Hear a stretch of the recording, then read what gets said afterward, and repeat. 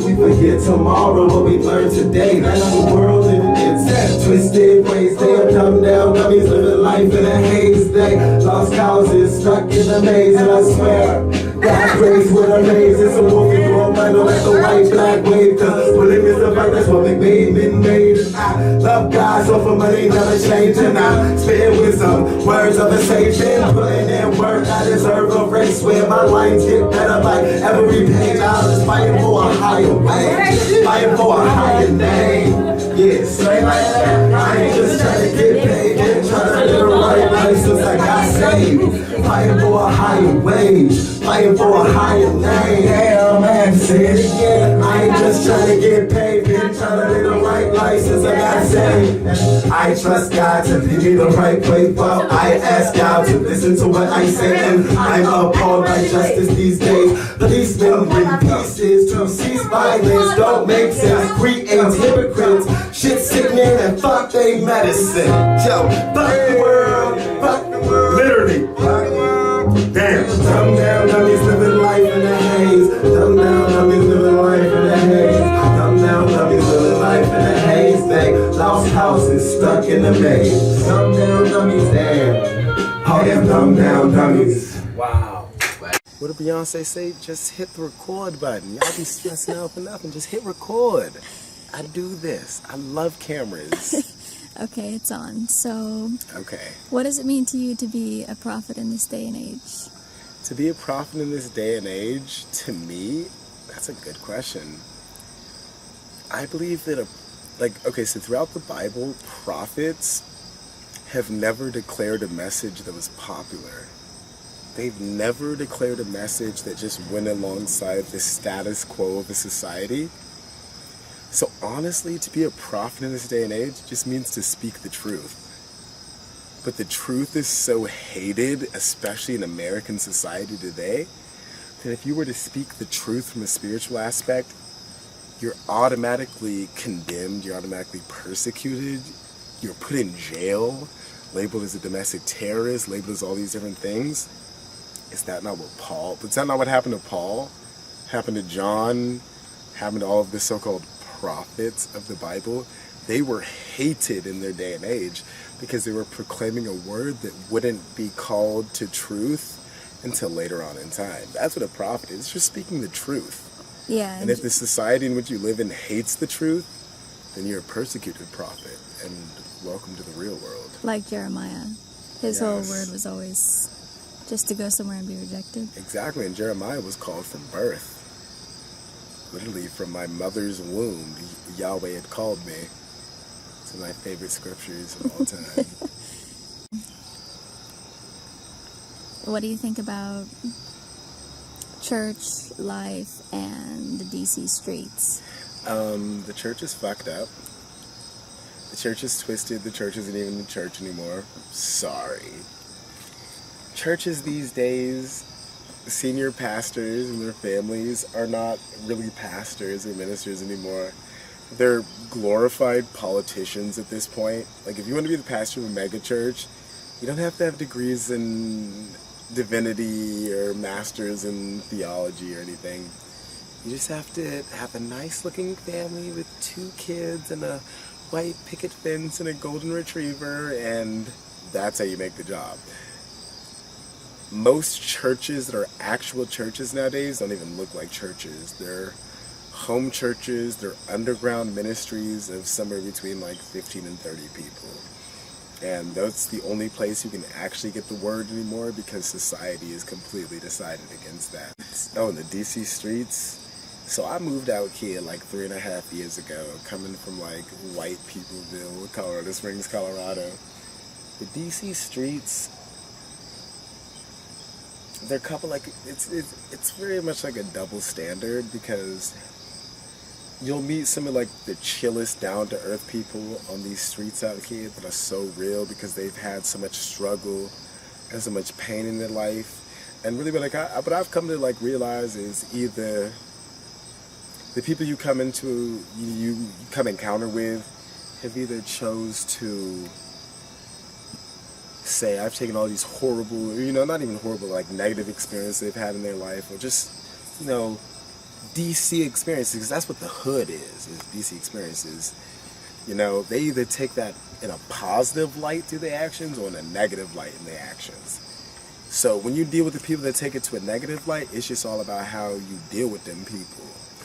Because they see negative, like, at least for me, as like a black person in this city, like, it's pretty easy for me to stay like chill with it, like, because I switch up my whole accent like I just did for y'all. Like, I switch my accent up and I talk to them like they a real person. That's all it really come down to, is talking to people like they real people, acting like you care about what they got to say.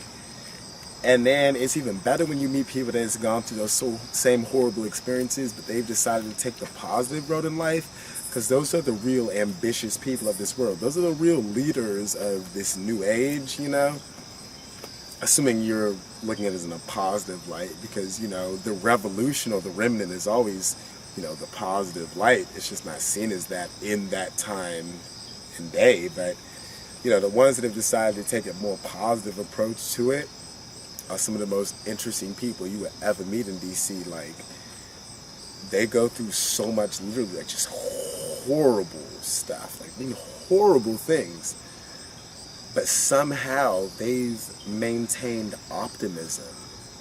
They've maintained putting one foot in front of the other, which is really what ambition is. Okay, go ahead. My name is Sejun. No, I should go with the Jun Kim, right? My name is Jun Kim. No! Okay. My name is Gummy Bear. What should I do? Your name and where you're from. Okay, my name is Jun Kim. I'm from Seoul, Korea. Okay, and what were you saying about the church sucks? Explain that one. The church sucks.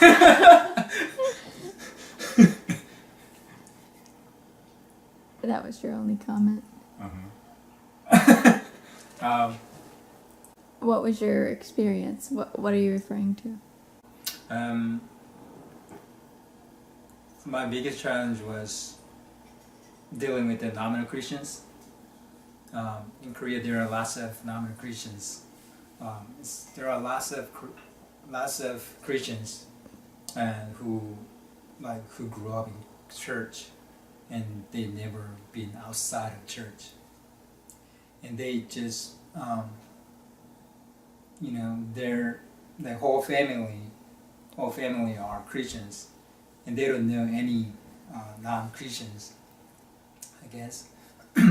So I struggle really with the non-regenerated Christians in church. I mean, I think like the really bad things in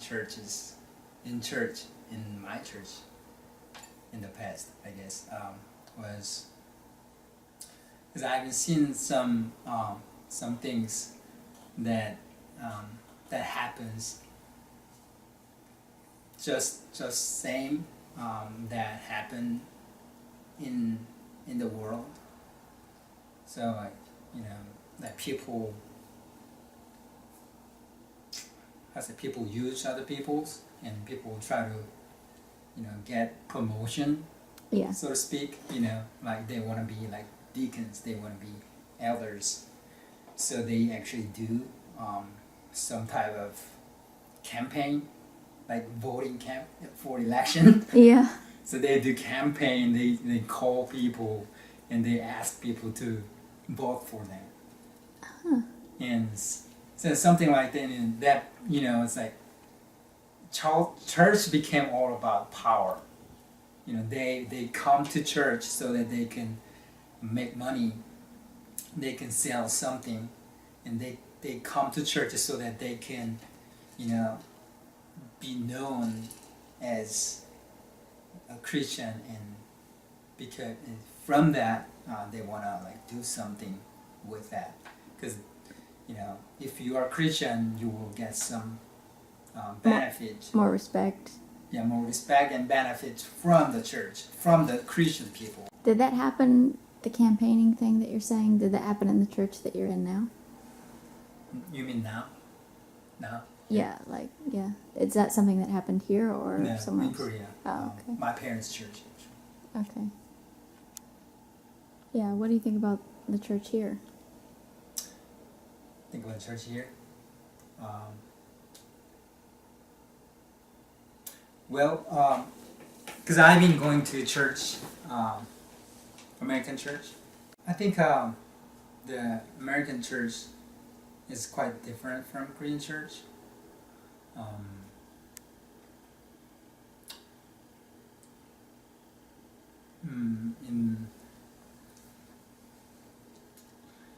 I just feel different. I just feel different. How do you feel about it?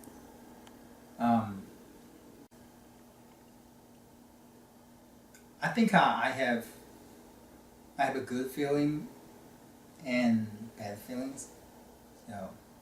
Sometimes because we all blinded by our own culture presuppositions. Yeah. So I think sometimes I see some of the presuppositions that they don't really overcome. So they think that is good, that is true, that is good. How to say that is a very godly thing to do. But if you think outside of this context, that really doesn't make sense. Right. And sometimes I'm not comfortable with that kind of idea. So because I don't really see why that is good. Yeah. And I don't really agree with them sometimes. How many countries have you been to? I guess 14, 15 countries. Okay. Was that a lot of just travel, or did you do extended stay? I've been in America for 5 years. 1 year in Hawaii, and 4 years here, and 2 months in Thailand, and 1 month in China, 1 month in Japan, and the rest of them was just travel. Okay. Cool. June. What about worship? What to you is worship, and how does it impact the lives of young people? Worship? When you say worship, what do you mean by that? I'm asking you. You're asking the meaning of worship? I'm saying, what is worship to you, and how does it impact the young people that you've worked with? Because in my head, worship is not something that you can really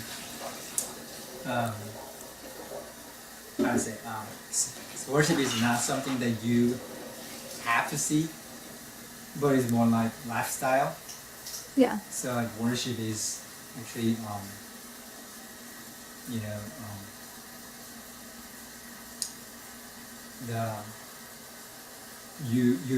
you've given something from God, and you glorify God with that. That is worship. Holy Spirit helps us, but we also we worship God with the time, with our ability, with our gift, talent, all sort of all kinds of stuff that is actually not our own, but something that is given by God, and we just lift them up back to God.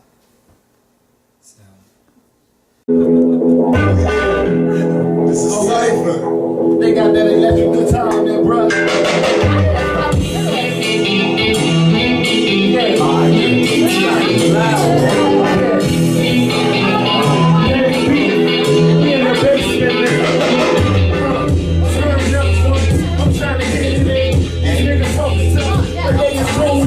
Because I bring it up, these niggas don't want it. I'm staying flashy, and I say money.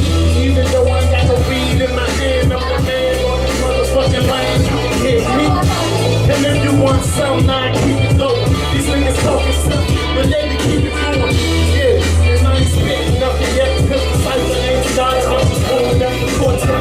Niggas on the blocks with the motherfucking Corvette. If you wanna get some, you can hold that. So, but it sounds like your question is like more like the worship service, the corporate worship service. No. All right, go ahead. What's your name?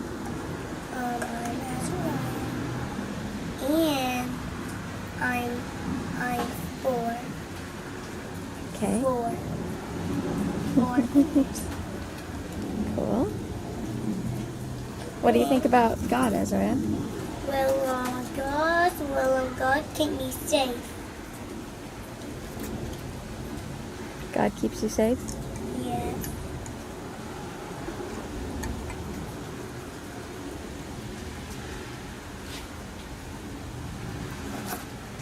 And God made me founded this.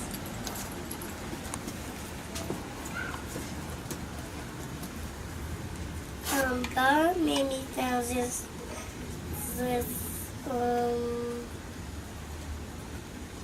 necklace.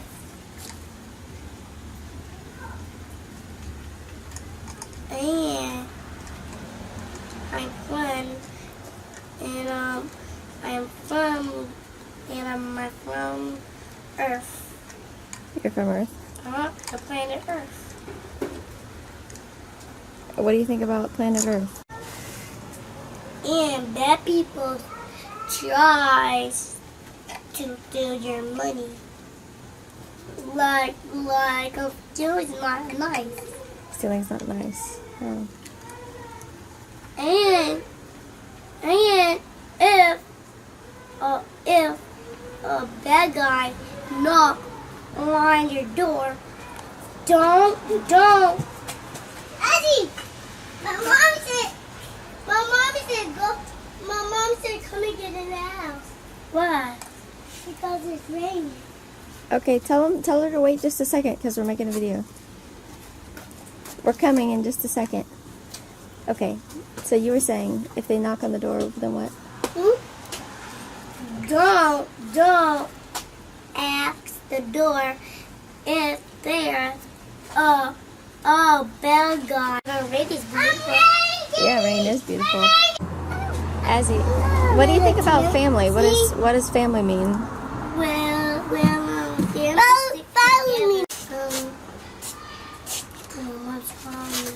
Okay, we better go then. All right.